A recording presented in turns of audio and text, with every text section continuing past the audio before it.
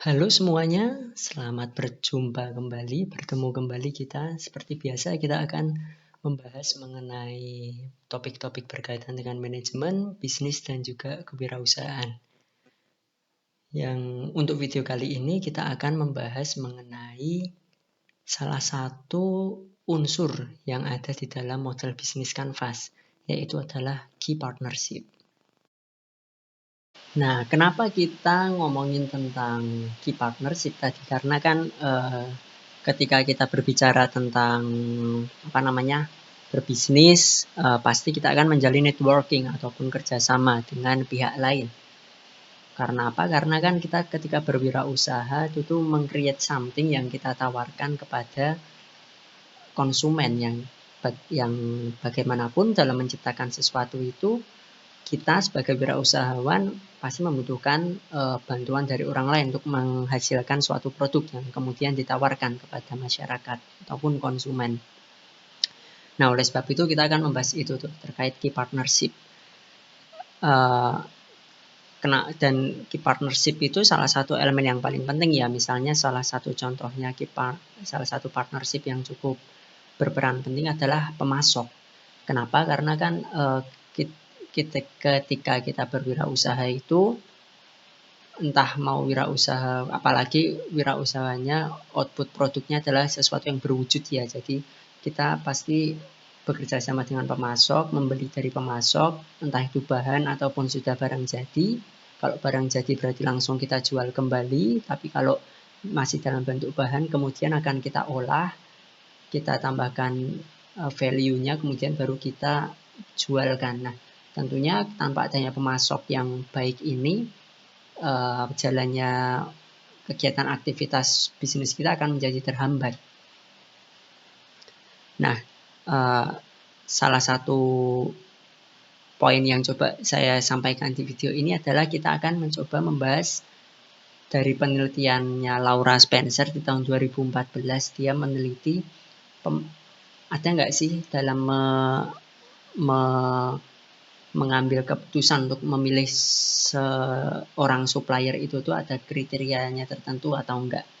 Dan di penelitian ini mereka akan lebih fokus mengenai suppliernya ini ataupun perusahaan ini memperhatikan nggak sih kalau suppliernya itu menerapkan yang ramah lingkungan seperti itu, ataupun memiliki standar ataupun tersertifikasi ISO yang teruji, mereka itu ramah lingkungan dan memperhatikan lingkungan dalam menghasilkan produk olahannya mereka. Nah, penelitiannya itu kurang lebih berbicara tentang alasan dan juga praktiknya secara nyata kerangka kerja akuntansi keberlanjutannya para pihak supplier ini nih yang menyediakan daging domba di supermarket di Inggris. Sederhananya, yaitu tadi penelitian itu tuh pengen melihat ataupun menganalisis apakah pasokan daging domba di supermarket di Inggris itu tuh pemasok dombanya ini tuh apakah memperhatikan prinsip-prinsip sustainability ataupun ramah lingkungan atau enggak. Jadi kenapa kita berbicara ini? Karena dalam beberapa tahun terakhir tata kelola sustainability ini terkait pemerhatian terkait sosial, ekonomi, dan juga lingkungan ini menjadi semakin umum dan semakin menjadi concern baik bagi perusahaan maupun konsumen, sehingga itu menjadi pikiran tersendiri bagi perusahaan dalam memilih pemasok.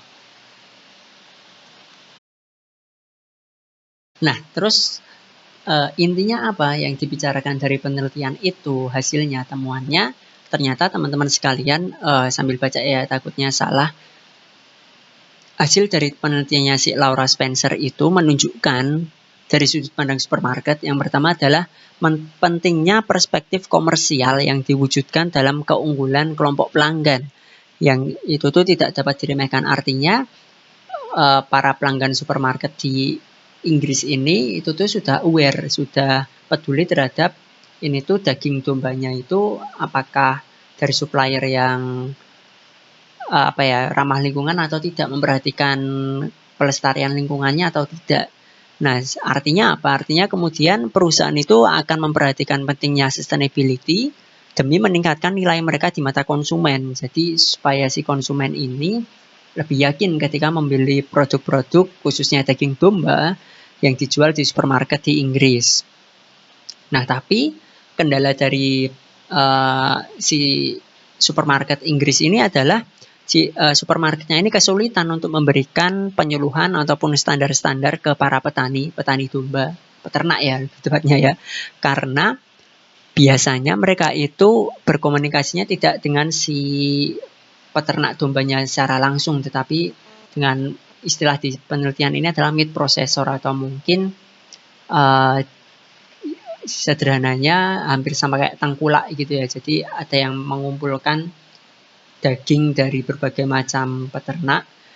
Nah, jadi jika supermarket ini ingin meminta petaninya ataupun peternaknya ini untuk menaati kaidah ataupun mengikuti yang sesuai standar ISO supaya lebih sustainable, nah itu tuh menjadi terkendala karena mereka belum bersentuhan langsung dengan si supplier utamanya ini, tetapi mereka dengan second hand lah istilahnya ya, jadi dengan tengkulaknya mereka berkomunikasinya, sehingga ingin menyampaikan bahwa kalau misal tumbuhan ya, tanaman itu tuh nggak boleh pakai pestisida atau hal-hal yang meracuni tanah ataupun meracuni tanaman. Nah, itu tuh nggak bisa secara langsung, harus melalui perantara si tengkulak ini, dan itu menjadi tantangan tersendiri di wilayah Inggris, supermarket di Inggris. Nah, kalau dari penelitian Laura Spencer itu kan berbicara tentang di Inggris ini penerapannya sebenarnya kalau dari konsumennya udah aware, dan juga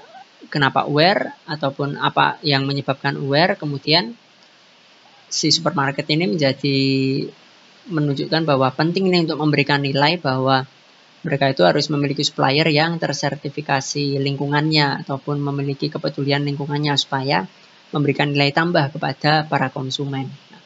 Kemudian kalau misal kita berbicara dengan di kondisi kita saat ini di Indonesia, menurut teman-teman ini gimana? Menurut kalian ini gimana? Apakah perusahaan-perusahaan yang ada selama ini, perusahaan-perusahaan terbuka ya khususnya, apakah dalam mencari pemasok ataupun supplier itu tuh sudah mempertimbangkan apakah si pemasok itu memiliki sertifikasi ISO ataupun sertifikasi lingkungan, atau perusahaan ini masih dalam mencari pemasok itu hanya berdasarkan misal dari cost yang lebih murah ataupun biayanya yang lebih murah dan juga lebih mudah dijangkau, atau seperti apa?